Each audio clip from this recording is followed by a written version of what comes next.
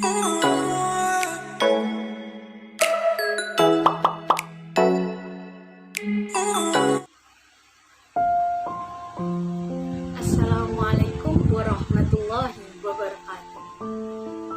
Perkenalkan, nama saya Nanda Alivia Briliantina dengan NIM 2001004110040. Di sini saya akan mempresentasikan tentang statistik pendidikan untuk mengempuh ujian tengah semester dari mata kuliah Statistik Pendidikan dengan dosen Ustadz Ahmad Maki Hasan.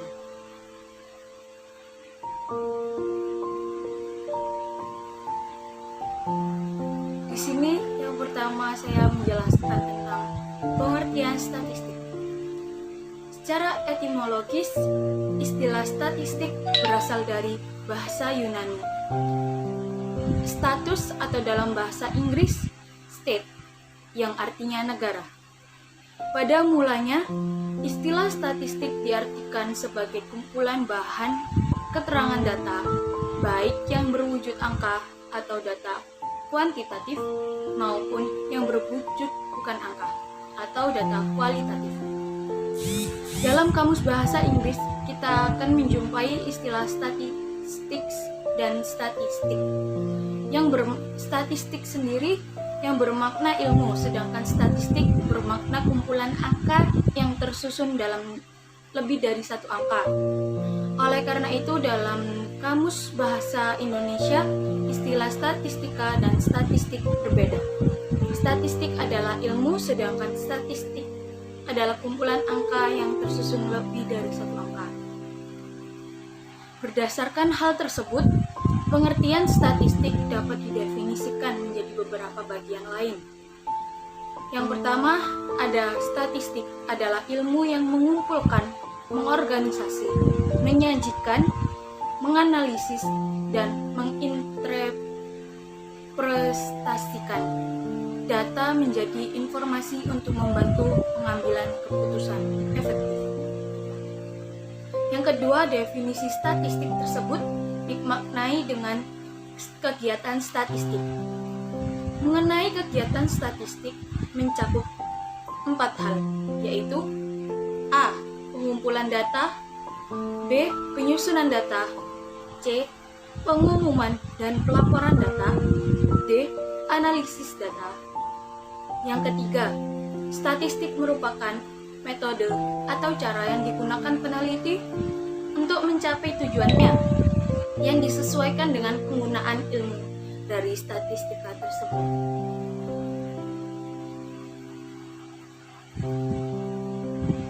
Materi selanjutnya, manfaat statistik.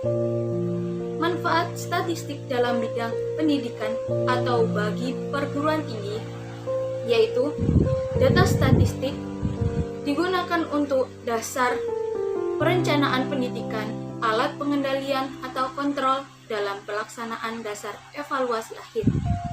Pada tahap perencanaan, target atau saran yang diinginkan diketahui dapat ditentukan.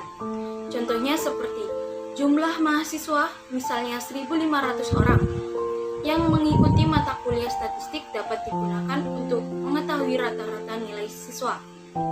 Untuk mencapai target tersebut, perencanaan triwulan disusun. Pada tahap pelaksanaan, data diperlukan sebagai alat pengendalian, mengetahui bila terjadi penyimpangan atau hal-hal yang tidak diinginkan. Adapun manfaat statistika menurut para ahli dapat disimpulkan menjadi: yang pertama, memperoleh gambaran baik secara umum maupun khusus tentang suatu gejala, peristiwa, atau objek. Yang kedua, mengikuti perkembangan atau pasang surut mengenai gejala, keadaan dari waktu ke waktu. Karakteristik statistik dibagi menjadi 3. Yang pertama, statistik bekerja dengan angka. Angka statistik sebagai jumlah atau frekuensi dan angka statistik sebagai nilai atau harga. Pengertian ini mengandung arti bahwa data statistik adalah data kuantitatif. Angka-angka ini menyatakan nilai atau harga sesuatu. Angka statistik sebagai nilai mempunyai arti data kualitatif yang diwujudkan dalam angka. Karakter yang kedua, statistik bersifat objektif. Statistik bekerja dengan angka sehingga mempunyai sifat objektif. Artinya, angka statistik dapat digunakan sebagai alat pencari fakta, mengungkapkan kenyataan yang ada dan memberikan keterangan yang benar. Kemudian, menentukan kebijakan sesuai fakta dan temuannya yang diungkapkan apa adanya. Karakter yang ketiga, statistik bersifat universal. Statistik tidak hanya digunakan dalam suatu disiplin ilmu saja, tetapi dapat digunakan secara umum dalam berbagai bentuk disiplin ilmu pengetahuan dengan penuh keyakinan. Statistik deskriptif dan inferensial. Statistika deskriptif yakni kegiatan yang berkaitan dengan bagaimana memperoleh dan menyajikan data atau informasi agar mudah dipahami oleh pihak lain yang berkepentingan. Serangkaian kegiatan dalam statistika deskriptif yaitu: yang pertama, pengumpulan data, kedua, pengolahan data, yang ketiga, penyajian dan menginformasikan data. Untuk statistika inferensial sendiri yakni yang berkaitan dengan pengembalian kesimpulan tentang karakteristik populasi yang dikaji. Serangkaian kegiatan dalam statistika inferensial yaitu: A. Menyimpulkan data, B. Menarik kesimpulan tentang karakteristik populasi. Data dan variabel. Data dapat diartikan sebagai keterangan tentang suatu keadaan, gejala atau peristiwa. Keterangan tersebut dapat berupa non-angka, kualitatif, semisal huruf, kata-kata, kalimat, dan rangkaian kalimat, dan dapat pula berupa angka atau kuantitatif. Data angka kuantitatif tersebut ada yang berjenis nominal atau diskrit dan ada yang berjenis kontinum atau data kontinum, ada yang berjenis ordinal, interval, atau rasio. Dengan demikian, data penelitian dapat dikelompokkan sebagai berikut. A. Data kuantitatif atau non-angka, dan B. Data kualitatif atau angka. Data kuantitatif atau angka dibagi menjadi dua: data nominal atau diskrit dan data kontinum. Data kontinum dibagi menjadi tiga: ada data ordinal, data interval, dan data rasio. Sesuai dengan namanya, variabel secara etimologi berasal dari bahasa Inggris variable yang berarti ubahan, faktor tak tetap, gejala yang dapat diubah-ubah, sesuatu yang bervariasi, warna-warni, tidak sama, atau tidak satu jenis. Dengan demikian, variabel memungkinkan dirinya untuk diberi nilai. Sedangkan secara etimologi, variabel dapat diartikan sebagai suatu konsep yang mempunyai keragaman atau variasi yang padanya dapat diberi nilai atau bilangan. Konsep itu sendiri merupakan penggambaran atau abstraksi suatu fenomena, gejala, peristiwa, atau kondisi tertentu. Konsep tentang apapun asal ia memiliki ciri-ciri yang bervariasi atau beragam, maka ia dapat disebut sebagai variabel. Dalam khazanah metodologi, paling tidak dikenal 5 macam variabel, yaitu yang pertama, variabel bebas, yang kedua, variabel terikat, yang ketiga, variabel moderator, yang keempat, variabel intervening, yang kelima, variabel kontrol. Populasi dan sampel. Populasi dan sampel adalah sekelompok objek yang dikaji atau diuji, yang dipilih secara acak atau random dari kelompok objek yang besar yang memiliki karakteristik yang sama. Kelompok objek yang lebih besar itu disebut populasi. Dengan demikian, populasi dapat didefinisikan sebagai kelompok objek dengan ukurannya tidak terhingga atau infinite, yang karakteristiknya dikaji atau diuji melalui sampling. Teknik pengambilan sampling dapat dibagi menjadi dua kategori. Yang pertama, sampling tunggal yang terdiri dari sampling terstrata, sampling kelompok, dan sampling sistematik. Yang kedua, sampling multiple yang terdiri dari sampling ganda, sampling multiple, dan sampling sekuensial.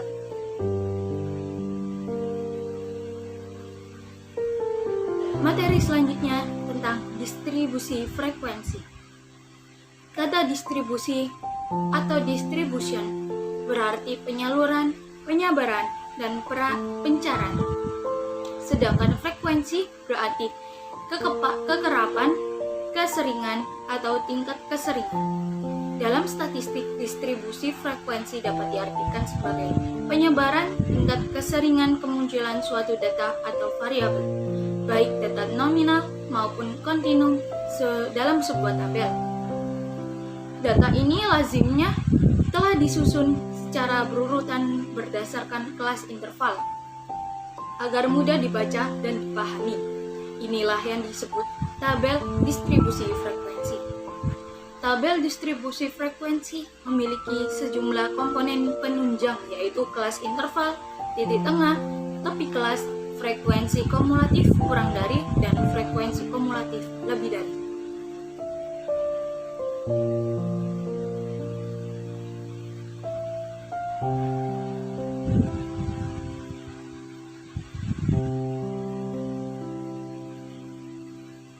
Macam-macam tabel distribusi frekuensi. Berdasarkan eksistensi frekuensi, tabel distribusi frekuensi dapat dibedakan menjadi dua, yaitu tabel distribusi frekuensi kategorik dan tabel distribusi frekuensi numerik. Distribusi frekuensi kategorik yaitu tabel yang frekuensi data atau variabelnya dinyatakan berdasarkan data-data diskrit atau kategori, terkelompokkan, dan berikut contohnya berada di bawah. Tentang tabel titik 2, kategorik ordinal lulusan S1 STEM Jember tahun 2005. Di situ dibedakan menjadi dua kolom, kategori ordinal dan frekuensinya.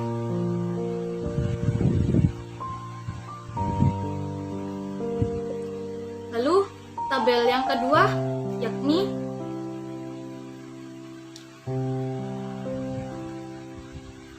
tabel distribusi frekuensi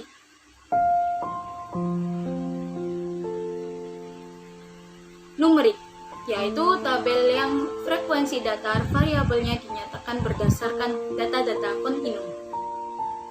Selanjutnya, tabel distribusi frekuensi numerik dapat dibedakan menjadi 4 macam, yaitu tabel distribusi frekuensi tunggal, tabel distribusi frekuensi bergolong atau kelompok, tabel distribusi frekuensi absolut, dan tabel distribusi frekuensi relatif. Kita akan masuk tentang ukuran pemusatan data. Ukuran pemusatan data atau central tendency adalah suatu nilai tunggal yang mewakili keseluruhan distribusi. Ada 3 cara untuk mengukur central tendency, yaitu yang pertama, rata-rata hitung atau mean, atau yang kita kenal dengan mean. Rata-rata hitung merupakan nilai yang menunjukkan pusat dari nilai data dan merupakan nilai yang dapat mewakili dari sekumpulan data yang ada. Mean diperoleh dengan menjumlahkan seluruh nilai data dan membagi dengan jumlah data. Mean dapat dibagi menjadi 2. Yang pertama, mean ungrouped data atau rata-rata yang belum dikelompokkan, dan ada mean grouped data atau rata-rata yang sudah dikelompokkan. Rumusnya sudah kita dapat lihat di slide yang saya tunjukkan,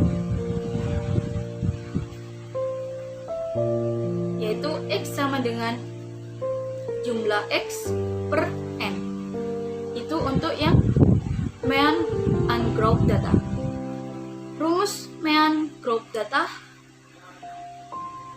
ialah X sama dengan jumlah pangkat N I dikurangi 1 dikali frekuensi pertama dan X pertama dibagi dengan N.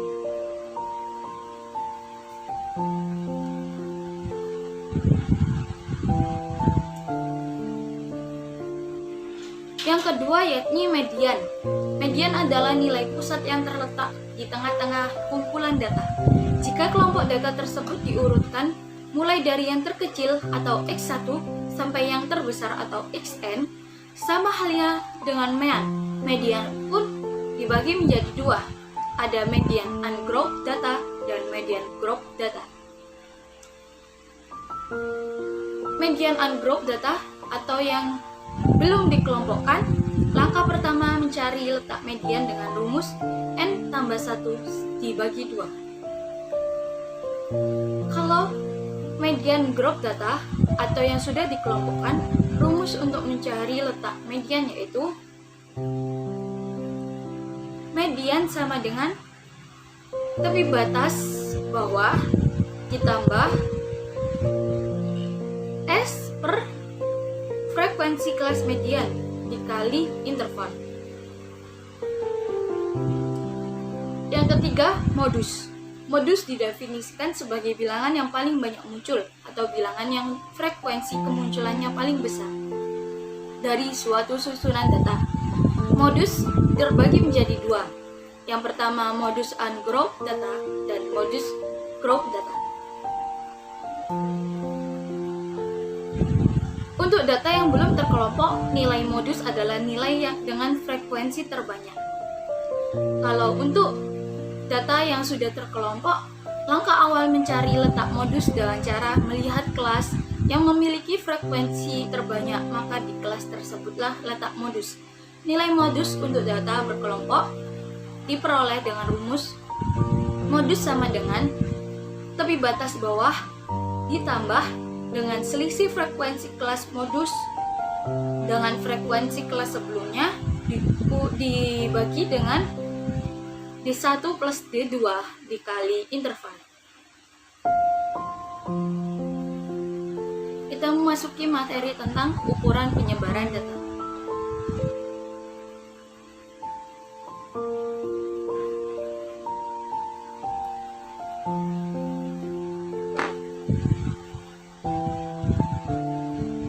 Ukuran penyebaran data atau ukuran keragaman pengamatan dari nilai rata-rata disebut simpangan. Yang pertama ada jangkauan atau yang kita ketahui dengan range. Adalah ukuran penyebaran yang paling sederhana. Range adalah jangkauan atau rentang nilai, yaitu selisih antara data terbesar dan data terkecil. Dengan menggunakan range dalam singkat dapat diperoleh gambaran umum mengenai luas penyebaran data yang sedang kita hadapi. Rumusnya yaitu jarak atau range sama dengan nilai terbesar dikurangi nilai terkecil.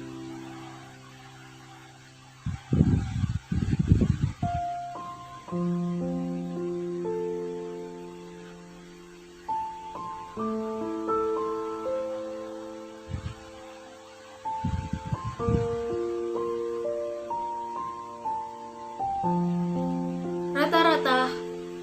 Yang kedua yakni rata-rata deviasi atau biasa kita sebut mean deviation. Adalah rata-rata hitung dari nilai mutlak deviasi antara nilai data pengamatan dengan nilai rataan hitung. Untuk rata-rata deviasi dibagi menjadi dua, yaitu ungroup data dan group data. Di dalam slide yang saya tampilkan sudah dicantumkan bagaimana rumusnya. mean deviation sama dengan jumlah rata-rata dikurangi untuk data X dibagi dengan jumlah total pengamatan. Yang growth data perbedaannya hanya dengan jumlah frekuensi.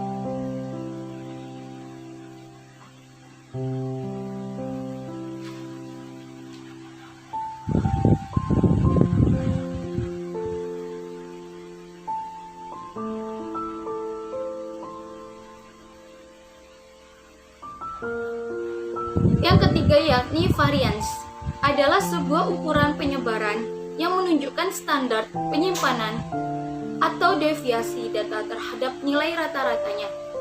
Variance adalah rata-rata hitung deviasi atau selisih kuadrat setiap data terhadap rata-rata hitungnya. Variance dibagi menjadi dua, yaitu rata-rata untuk data yang tidak dikelompokkan dan yang dikelompokkan. Kemudian, data tersebut dibagi lagi menjadi data populasi dan data sampel. Dan di situ saya sudah menyantumkan bagaimana rumus untuk mencari variance. Sekian, terima kasih yang dapat saya sampaikan. Mohon maaf apabila terdapat salah kata dan tingkah laku. Wabillahi taufiq wal hidayah waridawal inayah. Sampai jumpa kembali. Wassalamualaikum warahmatullahi wabarakatuh.